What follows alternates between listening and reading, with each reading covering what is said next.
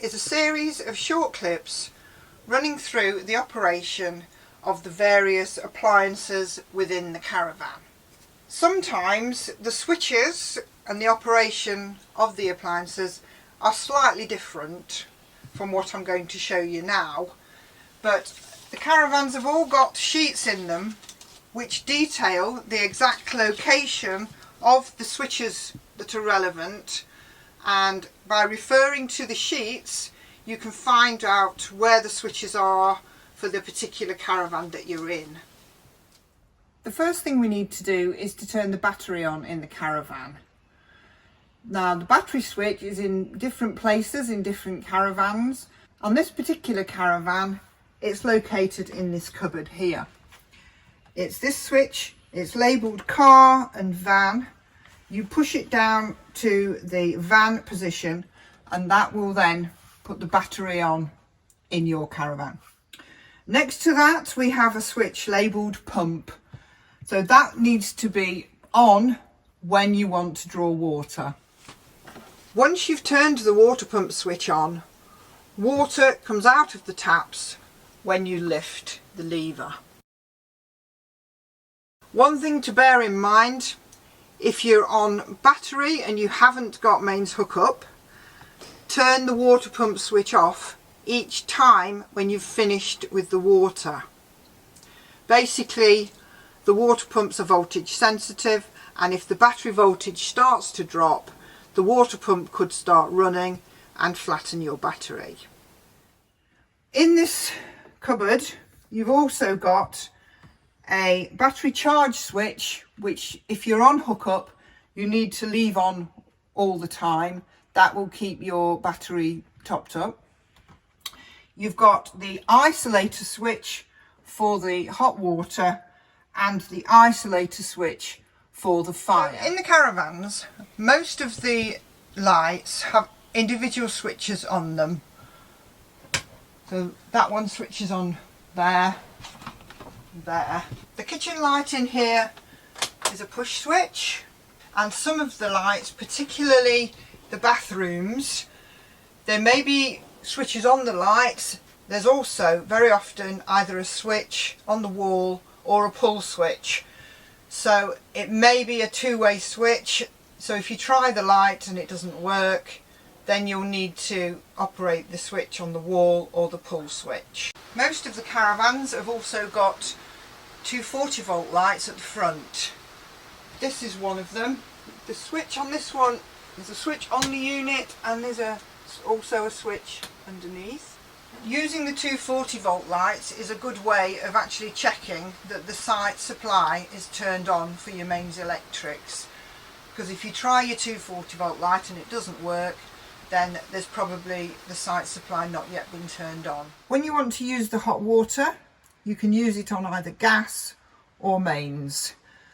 In both cases there's a tank on board in the caravan which needs to heat up. So you need to allow about half an hour from turning it on before you will get a tank full of hot water. If you want to use the hot water on gas, the control unit in this particular caravan is on the wall here. If it's not in the same place in your caravan, if you refer to the sheets, it will tell you where to find it. You've got a grey bezel with an off position and a flame position. So to turn it on, you turn the grey bezel clockwise to the flame. You will then hear the click, which is the boiler trying to light. If it lights successfully, you will have just a green light. If it fails, you will get a red light come on at the side of it. If it fails, there are 3 reasons for that. You haven't turned the gas on the bottle. The second reason could be that your battery voltage is insufficient to keep it going, because although it's a gas boiler, it does need a good battery voltage to work. And the third thing is check that you've actually taken the cover off the outside of the caravan. If you get the red light, turn it off and try again. If you're using the hot water on mains electrics, you've got a hot water switch, which in this Caravan is on this control unit in the middle. You turn that on, it's like an immersion heater. It'll heat up the tank and it'll be ready to use. Turn it off when you don't want water. There's no point leaving it on 24 hours a day. Okay, so now we're going to light the fridge on gas. Before you try and light the fridge, it's always worth running a bit of gas through the hob to make sure that you've got a good gas supply in the pipe. Turn the left hand switch, which is your fuel selector switch, to the position of the gas flame. We then take the right hand knob, and when it's about halfway around on the temperature dial, hold it in. The fridge will click until it lights. Once it lights, the flame meter, which has got a little red line on it, the line will move up from the bottom to the top. Keep your hand on the knob for between 20 and 30 seconds to overcome the flame failure device. When you release the knob, the fridge should stay lit and the little red line should stay at the top. If the line drops back down to the bottom, it means that the fridge hasn't stayed lit and you need to repeat the process by holding the knob in and letting it light again. The only time you should need to relight the fridge is if you have to change the gas bottle at the front. And if you do that, it's always worth remembering to purge the line by lighting the hob before you try to relight the fridge.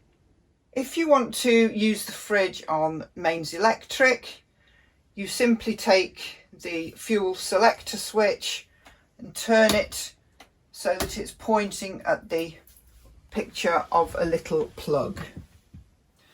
So now we'll have a quick look at the cooker. The main thing to bear in mind is the lid has a cut-off. If the lid is not pushed right back before you try and light any of part of it, so that's the hob, the grill or the oven, it won't light because it won't let the gas through. I get some phone calls where people are struggling because they can't light the cooker, and invariably it's because they haven't got the lid right back. Once the lid is right back, you turn the knob to the relevant burner. So turn it to the high flame position, push it in, using the ignition, press the ignition, the burner will light. Keep the knob pressed in for a few seconds. There's a flame failure device which will turn the gas off unless you hold it in until it heats up, and then you can release the knob and it will stay lit.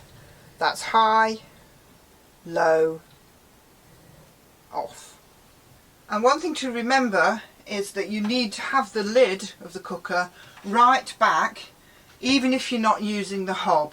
So if you just want the oven on or just the grill, you still have to put the lid back. So now I'm going to light the fire on gas. The gas control knob is the knob which has got a 0 and numbers 1 to 10.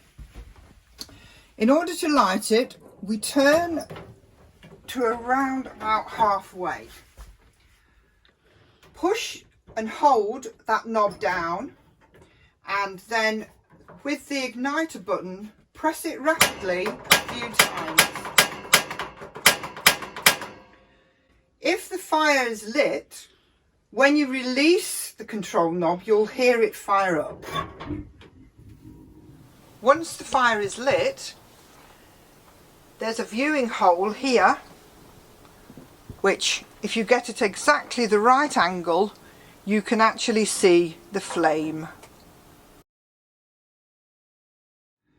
You can then adjust the temperature using the knob.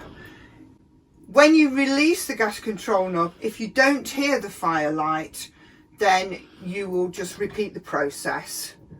Press the igniter a few times, release, and then you'll hear it when it does actually catch. Bear in mind, when you're using the fire on gas, it gets very hot. So any children or anybody must be very careful not to touch the fire, and don't drape anything over it. When you've finished with the fire, you turn the knob back as far as you can clockwise to 0. On the other side of the fire, we have the fan switch. There is a little slider at the front which has got 3 positions. The left hand position is the variable position, and the speed of the fan is adjusted with the little dial.